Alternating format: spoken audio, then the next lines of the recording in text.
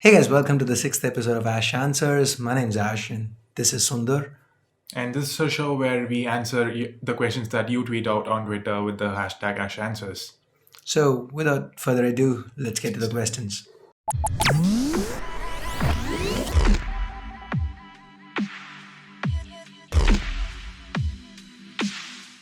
So, the first question, want to hear your opinion, which you want to see more in a smartphone, better battery backup or RAM management? What's your call? Um, I would like to see both, to be honest. So I'd rather be okay with companies making sacrifice on the form factor. So I would prefer a thicker form factor. So if you look at companies like Samsung now, like the S6 Edge, it was thin last year, but then the battery life was mediocre. And this year, with the S7, they made an improvement. Fair enough, fair enough. And again, we do see the alternate of that as well, like Motorola with the Moto Z have gone slimmer. So, my take over here between RAM management and battery life, I would again say it's actually we have battery life and RAM management on one end, we have form factor on the other, and I would like to see brands take battery life and RAM management into account. So I do like what Motorola is doing because with the Moto mods, you could increase the battery life, so battery capacity at least. So anyway, we'll see when the Moto comes out. And as of now, if gun to my head, I had to choose between both, I'd go battery every time. Okay, what's wrong with you guys? No Sony, no HTC mid-range smartphones. Why it's not everyone that wants an S7? So yeah, HTC, Sony, the mid-ranges are not that impressive. Like the person who actually tweeted this out, he was asking about the LG Stylus 2, which he thought was a competitor to the Note 4. The LG Stylus 2, for those who don't know, which included me till I read his tweets, the Stylus 2 is a phone with a 720p display and a Snapdragon 410 chip that's priced at 20,500 rupees. You can pay 1,500 more and pick up a Lumax 2, or 2,500 more and pick up a Lumax 2. And one sec, guys. Just checking if the mic was rolling. Anyway, so a Snapdragon 410 is just not worth it in that segment. 615 or 616 K5 Plus is available at what, 8,500 rupees. And so that's how HTC and Sony, their mid-rangers are, and that's why most people are not interested in it. We don't get requests about it, so we don't shoot videos about it, and that's how that goes. There's nothing against the brands. Sometimes someone like Samsung comes out with a halfway decent phone that they actually cripple. So in which case there's a lot of marketing behind it, a lot of questions from you guys, and I end up doing stuff like the J7 2016. Yeah, you made me do it. How long does your average video take to get uploaded to YouTube? 5 minutes, three More or to five less. minutes. More or less depends on something around that. Ever since we got you and ACD broadband connections over here, 100 Mbps, it's fast. Initially, it used to be like, Hours. yeah, Yeah. 6 to 8 hours or something. Okay, OnePlus 3 to buy or not to buy at that price range, and will 53 gigs be enough? Moto X style or OnePlus 3? What's your take? I'd go with OnePlus 3. I guess 53 gigs of internal storage should be enough for most people. Fair enough. See, anytime you're looking to choose between two phones, uh, I'd always say take a look at the chip inside. More often than not, the newer one is better.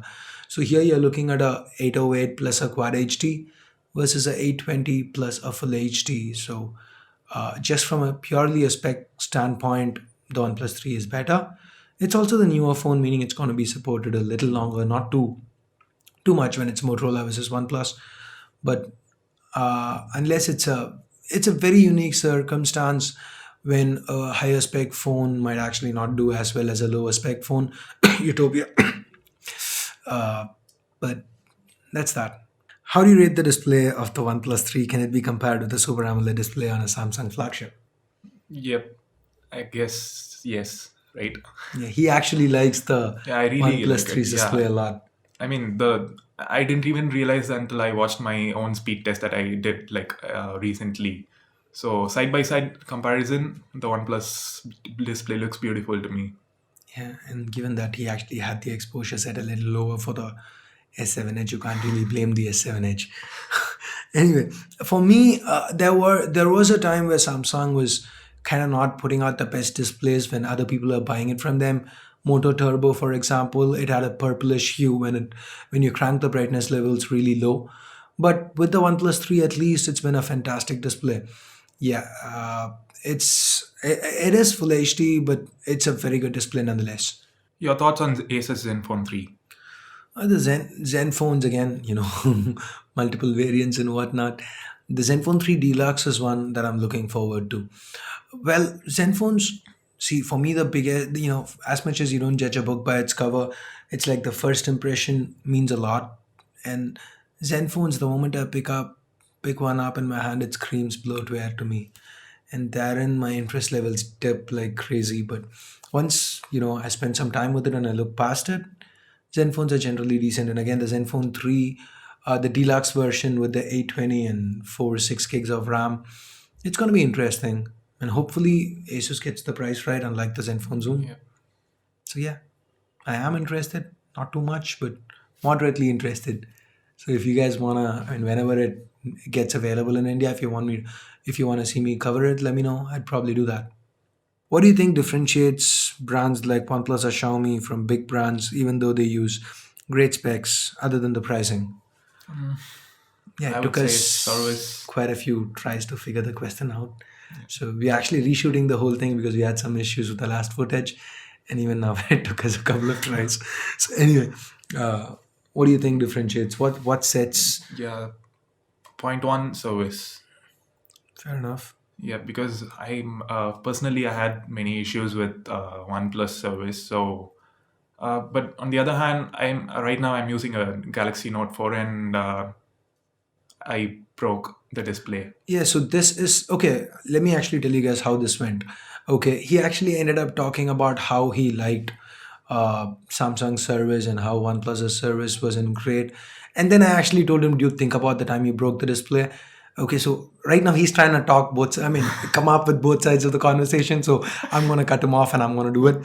So basically, the Note 4 that he broke, he went to the service center, they fixed it for him, they charged him 9,000 bucks. Yeah, but because it was under warranty. But the OnePlus Service Center denied to do that for me because I mean not for me, not for anybody. They wanted 13,000 Yeah, bucks. they ordered 13K for a phone that costed 21K back then.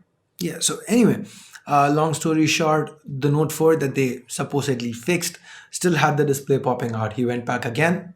They said they fixed it. Display popped out in a day or two. He went back again, and again the display popped out. So it's like service, it's more of an Indian thing where service centers just plain old suck no matter what brand it is. I've had horror stories with Samsung with my Note 1. I actually shot a video about it a long time back. And again with my Galaxy camera. I owned one of the four Galaxy cameras they sold in the country. Anyway, that bad decision apart, I've had issues with service. It's just more of, even when you look at Flipkart or Amazon today, they came in with great policies and stuff. And as you see, gradually Amazon first stopped returns, made it a 10-day period, and then made it like they stop returns. And it's just becoming more and more convoluted because sellers in India, they just aren't used to the whole returns or service in general. The industry isn't great in the country, and that's just one of those things that we cross our fingers and hope it improves. But even then, I understand Yeah, what you say. companies like Xiaomi and OnePlus when they price it aggressively, it makes sense to buy those phones. Yeah, because see, for me, you're gonna, of course, dealing with service for a brand like Yeah, even Xiaomi. though I got a discount on the Note 4 display, I had to pay 40K for the Note 4 and another 9K for the display. Again, stealing my lines from yesterday.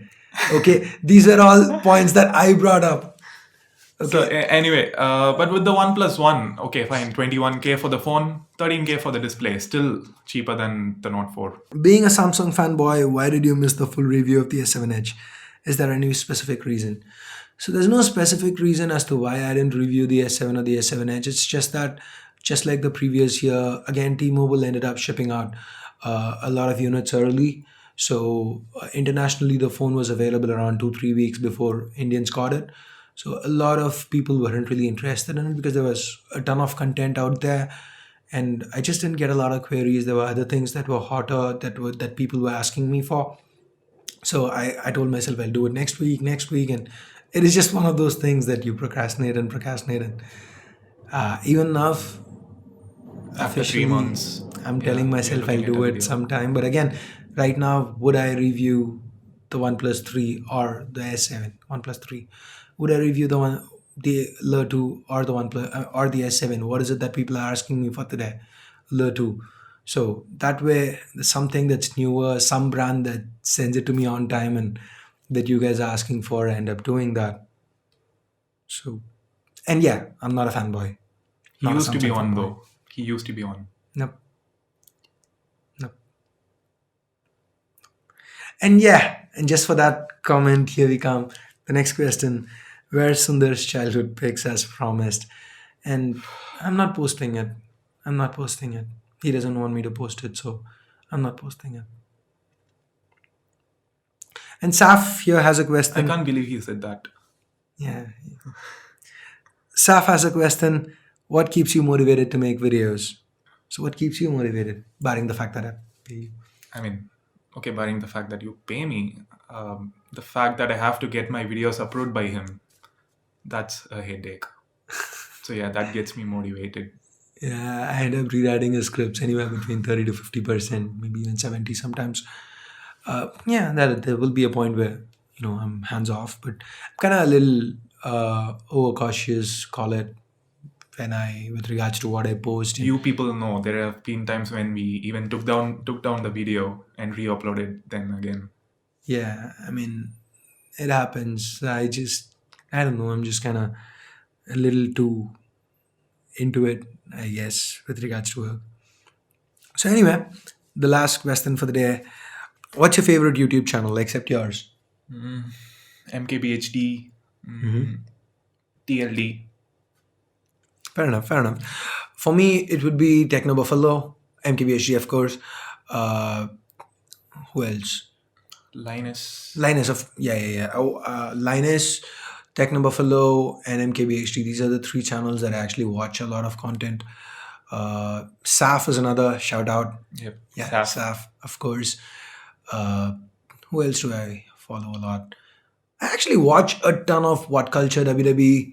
That kind of, I start watching one video and I keep watching more and more. WatchMojo.com is another guilty pleasure, I could say. Yep. Out of tech, my favorite would be H3 Productions. Okay, I haven't watched. Digital Ref TV is another with regards to camera reviews. Brilliant, very entertaining. Just love those guys' work. Yeah. In India, Geeky Ranjit. Of course. Yep. So that's that. So I guess it's time to wrap up, guys. Hope you liked the video. If you did, if you didn't, you could, gotta, and hit that subscribe button down below if you haven't already. If you have any question that you would like for us to answer in the next episode, just tweet it out. Use the hashtag #answers, and we'll try to get to it. And you wanna? That's it. That's it. This is Sundar and Ash from C4E Tech, leaving for the moment. Have a nice day. So anyway, but with the OnePlus One, okay, fine, 21K for the phone, 13K for the display, still cheaper than the Note 4. Everything I was supposed to say. No. Okay. Okay, guys, let's actually do one thing from here onwards. If by any chance we lose footage or whatever, I'm scrapping the episode because it sucks to be me sitting here and listening all my lines coming out of his mouth. Comes first and